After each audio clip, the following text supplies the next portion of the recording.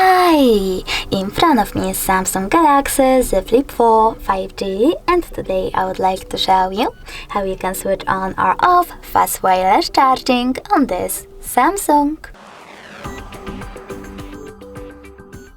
You need to begin by opening settings and scrolling down.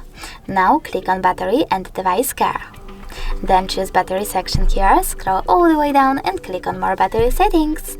Following that, scroll down again and tap on this switcher next to fast wireless charging. As you can see, fast wireless charging is now off, but you can always turn it back on by selecting the same switcher. Thanks so much for watching. If you enjoyed this video, don't forget to leave a like, comment and definitely subscribe. Bye!